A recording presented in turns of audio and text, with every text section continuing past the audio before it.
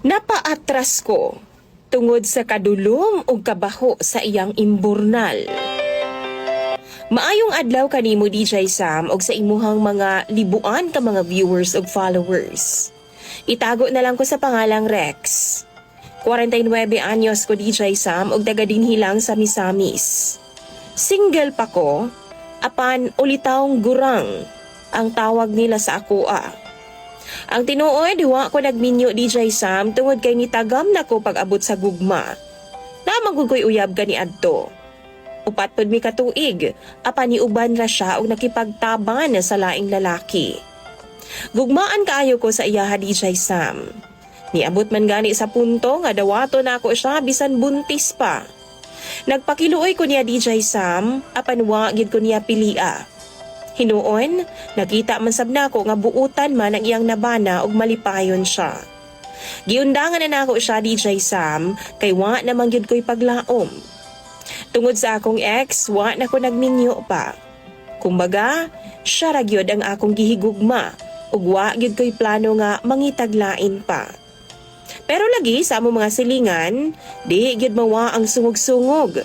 Bayot daw ko, DJ Sam. Ulitawng gurang, basin laki daw ang akong trip. Na ako'y silingan DJ Sam, pinaangka na siya. Nadungog pud na siya nga GRO sa syudad. Mo na iyang trabaho. Tagauli sa mua DJ Sam, maglagot ko. Kay magsabak-sabak man na siya. Mugara. Naa sa atubangan sa mga tao ha. Unya kung ako siyang sapdahon o balibaran, ingnon ko niyang bayot daw ko.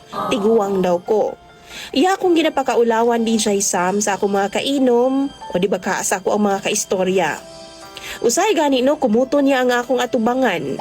Check daw niya kung nigahi ba daw, kay kung di, bayot daw ko. Daghag mga tao makakita DJ Sam. Himuon na lang yun intawon minilang katawanan. Okay ra siya kay wa naman siya reputasyon. Apan ako, importante na sa ako DJ Sam. Pasayloon ko sa Ginoo pero nagplano gud ko kaniadto nga lumsaning bayhana sa unahan namong busay tungod sa kalagot nako nga iya kong ginapakauwawan. Kalikay ko sa iya DJ Sam pero iya gyud kong ginasunod-sunuran. Di magyud pod mugahi ang ako sa iya ha kay puryagaba pong naw nga. Itumon pa gyud siya DJ Sam. Tingala gani ko nganong namuring pa siya dito sa sentro, naaday mo patol niya nga hasta man niyang mauta. Siguro naligo siya harina ni adtong time nga mo duty siya. Mao mo puti iyang naong, mao naay mo patol sa iya ha. Tawagon na lang nato siya sa pangalang Berlay DJ Sam. Kining balay ni Berlay agiana nako pagawa sa among balay. Kanang na ako'y paliton ba? Usa ka adlaw ni ana pag-agi nako nagpakaon siya sa iyang anak. Iya man ka akong gisinggitan DJ Sam nga, hoy, tiguang bayot asa ka. Nanginit ang akong tingkoy DJ Sam. Gisud bitaw nako siya sa ilang balay tapos gisirad-anday nako ang ilang pultahan o gidana ko siya sa ilang kwarto. Excited kay siya. Iyahang 1-year-old DJ Sam nga anak na asa crib. Bahalag maghilak siya diha basta kay tagaan akong leksyon ang iyang mama. Giganahan pod ang amaw DJ Sam. Naguna-una paghubo. Man ginuno niya ang akong ulo sa iya ha. Giluod gyud ko DJ Sam pagkakita nako. Straight ko nga pagkalalaki ha, klaruhon ko na pero giluod gyud ko.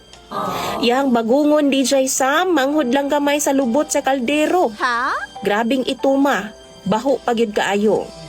Hinuon at 3 man, pero laing gyud siya dagway. Mura bitaw og Taiwan shell nga guwang. Bisan og di ko gwapo DJ Sam, pero limpyado pod ko. Ginaisip pod nako nga pila nakaha ka mga lalaki ang nitira sa iyaha. Samtang excited kaayo siya DJ Sam nga moatake ko niya. Ni barog ko og gilud-an ako ang iyang pudayday.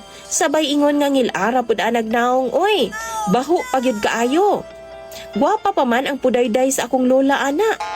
Nang violet gud in tawon ang iyang naong DJ Sam sa kauwaw.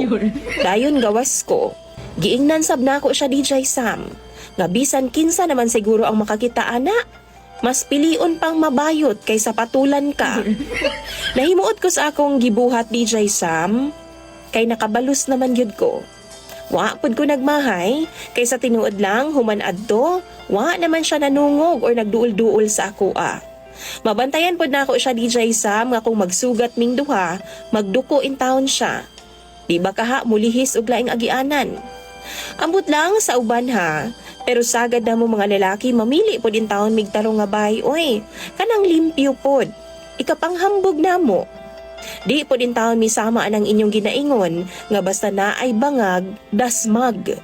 Ambot nila pero ako di ko ingon ana. Dagan kayong salamat DJ Sam sa pagbasa ning akong kaagi. Unta makuhaan pod nig leksyon sa ubang babay nga way respeto sa ilang mga kaugalingon. Ingon man sa mga lalaki pod nga dili tanang bangag i-avail. Mas pilion gihapon nato ang pagrespeto sa atong mga kaugalingon. Kung magminyo man ta o dili, why dapat magbuot sa atua. Dili dapat i-pressure ang kaugalingon. Ato ning kinabuhi, kita ang mupuyo, atong choice. Unta hatagan kog chance nga mabasa sab nimo sa imong programa DJ Sam ug dagan kayong salamat daan. Imong sender og follower, Rex.